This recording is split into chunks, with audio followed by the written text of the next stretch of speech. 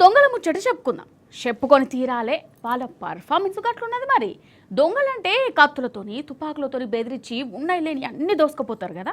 కానీ ఈ నడుమ దొంగలు గసొంటి ఎక్కువ పట్టుకుంటలేరు. కమ్మటి మాటలు తీయటి ముచ్చట్లతోని కొంపలు ముంచుతుర్రు. అగో గిట్లా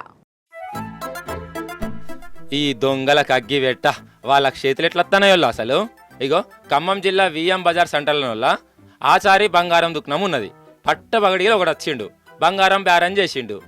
సేటు అటుకెళ్ళి పోగానే వీటి బంగారం ఎత్తుక ఓనే పోయిండు. అగో పాపం సేటు వాళ్ళ ఇంటామే చూడు, దొంగ దొంగ అని అర్థం అంటే కూడా ఎట్లా వారిపోతుండో వీని కంతిరేషంకు నా వాడెత్తు.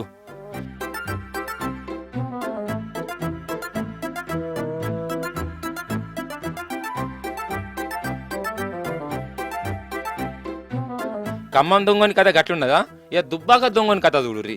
వాని కండ్లల్లా కారం గొట్ట. పాపంకి పెద్దవన్నోళ్ళ ఈ దొంగడు వచ్చిండు, మంచినీళ్ళు అడిగిండు. జర బ్యాగ్ దగ్గర పెట్టుకో అనుకుంటా తీయటి ముచ్చట్లు చెప్పుకుంటానే ఆమె మెడలో ఉన్న బంగారు గొలుసును గుంజిండు. కానీ వాడు ఊరోళ్ళకు దొరికిండు. అందరు కలిసి వాని ఈపు సాపు చేసిర్రు.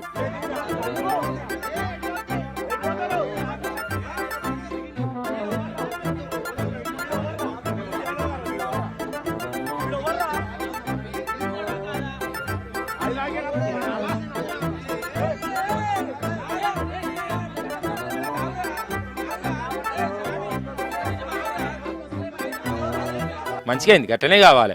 పాపం పెద్దవను గట్ల మాటలతోని మత్పరిచి గట్ల గోసబుచ్చుకుంటాడా మరి. అయ్యో రంది పడకవా, రంది పడకు. అసలు ఏమైందో చెప్పు జరా.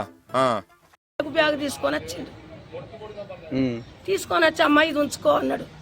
నాకు అద్దు అయ్యా, ఇంట్లో ఏమన్నా ఉండగలరా, నాకు అద్దు అని నేను అన్నా. అనగానే ఏం చేసిండు, ఉంచుకో అమ్మ గిన్నె పెట్టి పూజ చేసేస్తామన్నాడు.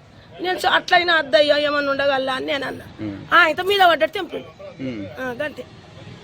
నా పుస్తకాలు తెంపుతుండు 4 తులాలే బిడ్డ, అబద్ధం ఎందుకు నాకు.